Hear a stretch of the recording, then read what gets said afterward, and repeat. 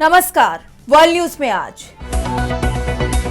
America और Iran के बीच बातचीत नहीं होगी। ना अमेरिका बातचीत को तैयार है और ना ही ईरान। वैसे ईरान का कहना है कि ट्रंप की तरफ से लगातार मैसेज आ रहे हैं। अमेरिका बातचीत के लिए गिड़गिड़ा रहा है, लेकिन ईरान इसके लिए तैयार नहीं है।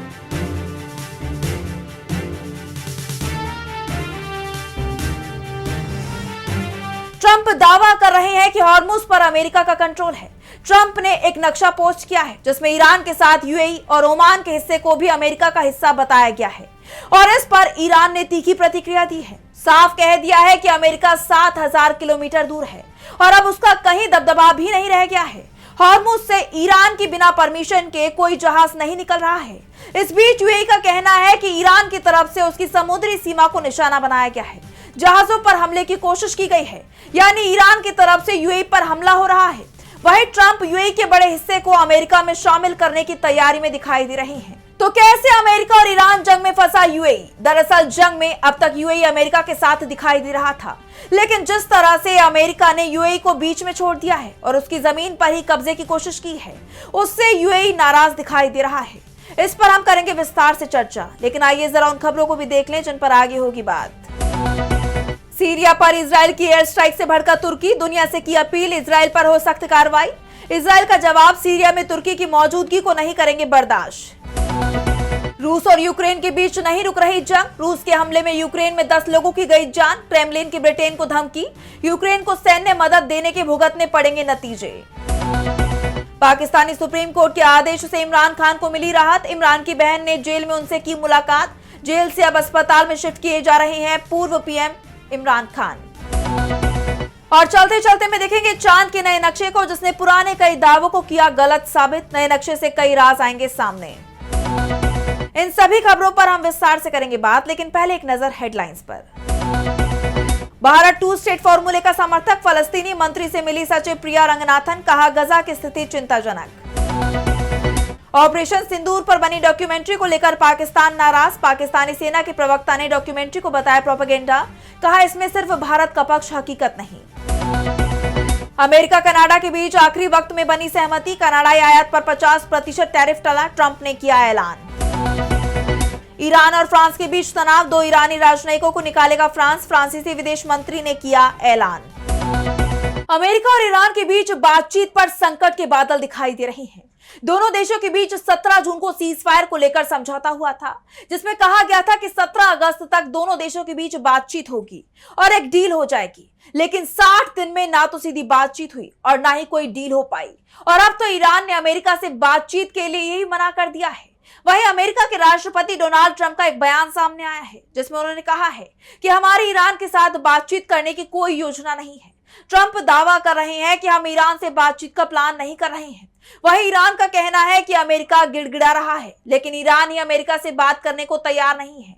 अमेरिका के साथ बातचीत करने वाले ईरानी संसद के स्पीकर मोहम्मद बाकर गालिबाफ ने कहा है, हॉर्मुज तब तक बंद रहेगा जब तक अमेरिका जून में किए गए अंतरिम समझौते का पालन नहीं करता। वो जब तक तेहरान की शर्तों को पूरी नहीं करता है, तब तक हॉर्मुज नहीं खोला जाएगा। अमेरिका को ईरानी बंदरगाहों की नाकेबंदी हटानी होगी, तेल पर रोक हटानी होगी, ईरान की फ्रीज की गई संपत्तियों को वापस करना होगा और सभी मोर्चों पर धमकियों और सैन्य कार्रवाइयों को खत्म करना होगा। ये अमेरिका से हुए समझौते की प्रमुख शर्त थी। ट्रंप इसे पूरा करें, उसके बाद ही बातचीत होगी। ईरान के विदेश मंत्री ने यहां तक कह दिया है कि अमेरिका अब ईरान की शर्तों पर बातचीत करने को तैयार है।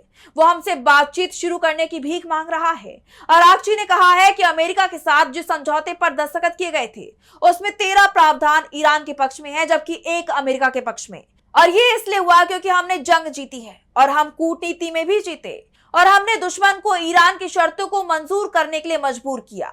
इस बीच डोनाल्ड ट्रंप के एक फैसले ने अमेरिका के दोस्तों को भी नाराज कर दिया है। दरअसल ट्रंप ने ट्रूथ सोशल पर एक मैप पोस्ट किया, जिसमें स्ट्रेट ऑफ हॉर्मुज को अमेरिका का नया इलाका दिखाया गया है। इस नक्शे में ट्रंप ने ओमान, यूएई के भी बड़े हिस्से को अमेरिका का इलाका बताया। यूएई के सबसे बड़े शहर दुबई को भी ट्रंप ने अमेरिका का हिस्सा बता दिया है। ट्रंप के इस नक्शे पर यूएई भले ही चुप्पी साधे बैठा हो, लेकिन ईरान ने इसे लेकर ट्रंप पर तीखा तंज कस दिया है। ईरान के सर्वोच्च राष्ट्रीय सुरक्षा परिषद के सचिव मोहसेन रेजाई ने दुनिया के नक्शे को पोस्ट करते हुए कहा है, अमेरिका का हॉर्मूज को फिर से खोलने में नाकाम रहना और उस पर अपना अधिकार जताना, इन दोनों के बीच का अंतर 7,000 मील की दूरी से भी कहीं ज्यादा है।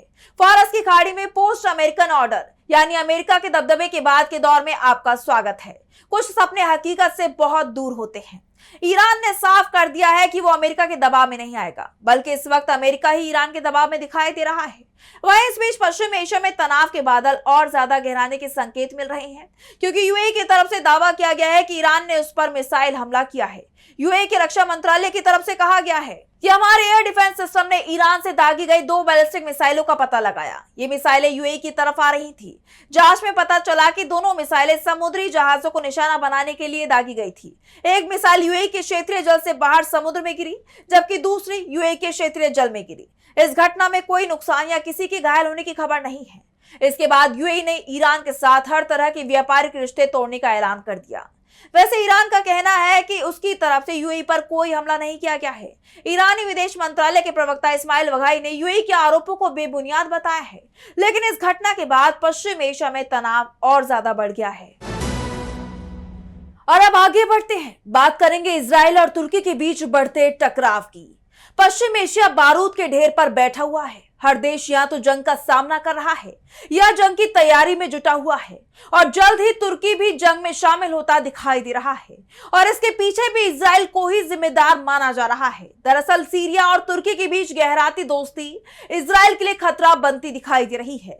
सीरिया से रूस के बाहर निकलने के बाद अब तुर्की यहां अपने सैन्य बेस बनाने की तैयारी कर रहा है, और इसे रोकने के लिए इजराइल ने सीरिया पर एयर स्ट्राइक कर दी। इजरायली हमले में सीरिया के इदलिब प्रांत में स्थित अबू दुहूर एयरबेस नष्ट हो गया, और इजराइल खुलकर ये बात बोल रहा है कि हमले का मकसद इस एयरबेस पर तुर्की के सैनिकों की तैनाती को रोकना था। सीरिया के सरकारी टीवी ने बताया है कि इस हमले से रनवे को भी भारी नुकसान पहुंचा है, लेकिन कोई हताहत नहीं हुआ। लेकिन इस हमले ने तुर्की को भड़का दिया है। तुर्की के सीरिया की सरकार के साथ करीबी संबंध है और वो उसकी सेना की मदद कर रहा है। वहीं इजराइल अपने पड़ोसी देश में तुर्की की सैन्य मौजूदगी नहीं देखना चाहता। उसका कहना है कि बेस पर तुर्की के सैनिकों की तैनाती से उसकी सुरक्षा को खतरा होगा। इजरायली पीएम बेंजामिन नेतन्याहू के कार्यालय ने इस हमले को लेकर एक बयान भी जारी किया है, जिसमें कहा गया है कि सीरिया ने तुर्की के सैनिकों के लिए अपना सैन्य बेस उपलब्ध कराकर इजराइल के साथ हुए समझौते को तोड़ा है। इजराइल की तरफ से सीरिया को पहले ही चेतावनी दी गई थी, तुर्की के सैनिकों की उपस्थिति उसके लिए खतरा होगा। सीरिया ने इजराइल की चेतावनी को नजरअंदाज किया है, इसलिए उस पर हमला किया गया है। वहीं सीरिया ने इजरायली कार्यवाही पर तीखी प्रतिक्रिया दी है। सीरियाई विदेश मंत्री असद अल शिबानी ने कहा है कि सीरिया इजरायली आक्रामकता की निंदा करता है। यह हमले बिना किसी वजह के उकसावे की कार्रवाई है। ये सीरिया की संप्रभुता का उल्लंघन और क्षेत्रीय व वैश्विक स्थिरता के लिए सीधा खतरा है। वहीं इस मामले में तुर्की भी सीरिया के साथ खुलकर खड़ा दिखाई दे रहा है। उसने भी इजरायली हमले की निंदा की है।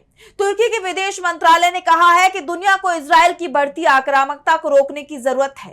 तुर्की ने साफ कर दिया है कि वो सीरिया की मदद जारी रखेगा। ऐसे में इस बात का डर दिखाई दे रहा है कि सीरिया के मुद्दे पर कहीं इजराइल और तुर्की के बीच ही जंग ना हो जाए।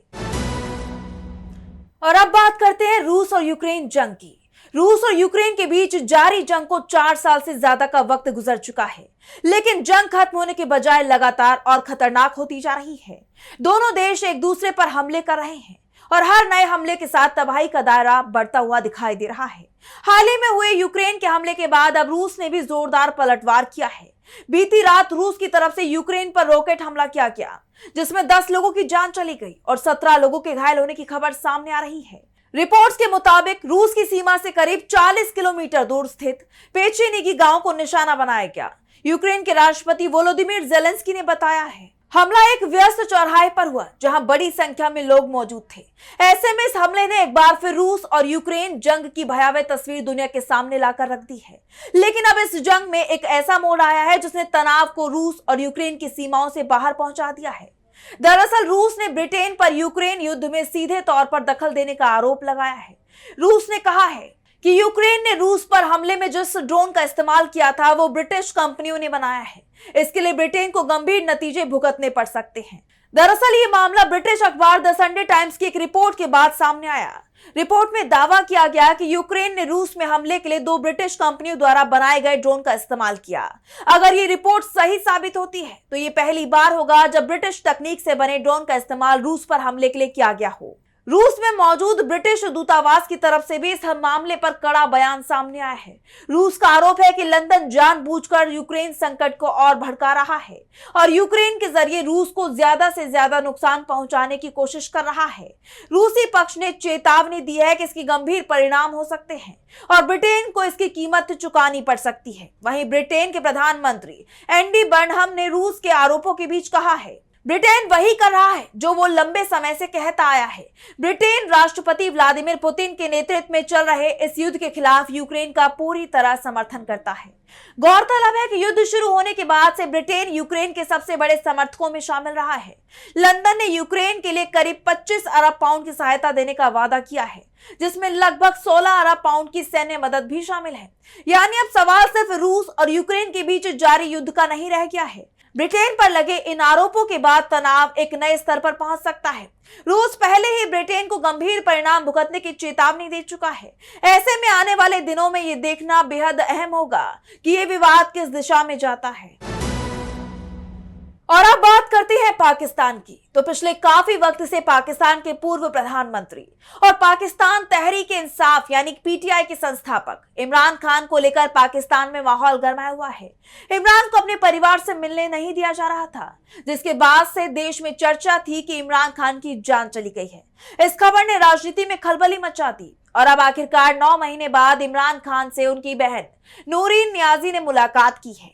ये मुलाकात रावलपिंडी के अदियाला जेल में हुई। इमरान की पत्नी बुशरा बीवी से भी मुलाकात की खबर सामने आ रही है और ये मुलाकात कोर्ट के कड़े रुख और आदेश के बाद ही मुमकिन हो सकी है। हालांकि जेल के रास्ते में पुलिस ने इमरान की तीनों बहनों को रोक दिया था, लेकिन बाद में सिर्फ नूरीन नियाजी को ही अंदर जाने की इजाजत दी गई। कहा जा रहा है कि नूरीन नियाजी और इमरान खान के बीच करीब 15 मिनट तक बातचीत हुई। इस दौरान नूरीन ने अपने भाई इमरान को सुप्रीम कोर्ट के उस आदेश के बारे में जानकारी दी, जिसमें उन्हें इलाज और जांच के लिए इस्लामाबाद के शिफा अस्पताल ले जाने की बात कही गई है। इसके साथ ही नूरीन ने इमरान की सेहत के बारे में भी जानकारी ली, उनका हालचाल जाना। इसके अलावा दोनों के बीच चल रहे कानूनी मामलों को लेकर भी बातचीत हुई। मुलाकात के बाद नूरीन ने मीडिया से कोई बातचीत नहीं की, क्योंकि सुप्रीम कोर्ट ने यह आदेश दिया था कि वो इमरान खान से मुलाकात के बाद राजनीतिक बयानबाजी या मीडिया से बातचीत नहीं करेंगी। पाकिस्तान के सुप्रीम कोर्ट ने सरकार को आदेश दिया है कि इमरान खान और उनके परिवार के बीच हर हफ्ते मुलाकात कराई जाए। परिवार से मिलना कोई एहसान नहीं बल्कि मौलिक अधिकार है। कोर्ट ने पिछले 3 साल में इमरान और उनकी बहनों के बीच हुई मुलाकातों का रिकॉर्ड मांगा है। इतना ही नहीं, उनके बेटों से हुई बातचीत और फोन कॉल की जानकारी देने को भी कहा गया है। कोर्ट ने इमरान खान की सेहत से जुड़ी याचिकाओं पर भी सुनवाई की। सुप्रीम कोर्ट ने सरकार को आदेश दिया कि इमरान खान को इलाज और मेडिकल जांच के लिए शिफा इंटरनेशनल अस्पताल में भर्ती कराया जाए। कोर्ट ने उनके इलाज के लिए मेडिकल बोर्ड बनाने को कहा है, जिसमें उनके निजी डॉक्टर और बहन डॉक्टर उजमा खान को शामिल किया जाएगा। लेकिन पाकिस्तान सरकार कोर्ट के इस फैसले से हिल गई है। शहबाज सरकार इमरान खान को जेल से बाहर अस्पताल में शिफ्ट करने के फैसले के खिलाफ जल्द ही एक रिव्यू पिटीशन दायर करने की तैयारी में है। ऐसे में ये देखना दिलचस्प होगा कि कोर्ट का अगला कदम क्या होने वाला है। और अब चलते चलते में बात करेंगे चांद के बदले हुए इतिहास की। जरा सोचिए, अभी तक आप चांद से जुड़े जितने भी फैक्ट्स जानते हैं, जितनी भी जानकारी रखते हैं, अगर वो सब झूठ हो तो? चीन ने चांद को लेकर एक सुपर मैप लॉन्च किया है जो चांद के इतिहास को बदल रहा है।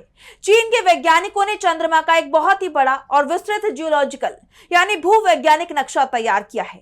2.8 मीटर लंबे और 1.2 मीटर ऊंचे इस नक्शे ने चंद्रमा के अब तक के जानकारी वाले इतिहास और उसकी टाइमलाइन को पूरी तरह से रीसेट करके रख दिया है।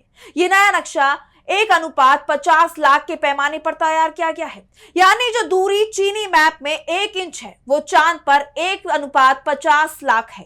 इसमें चंद्रमा के 13,519 प्रभाव वाले गड्ढे, 81 बेसिन, 14 तरह के भूगर्भीय ढांचे और 17 प्रकार की चट्टानों को बहुत ही बारीकी से दिखाया गया है। साथ ही इसमें चंद्रमा के उत्तरी और दक्षिणी ध्रुवों के विस्तृत इनसेट मैप भी शामिल है।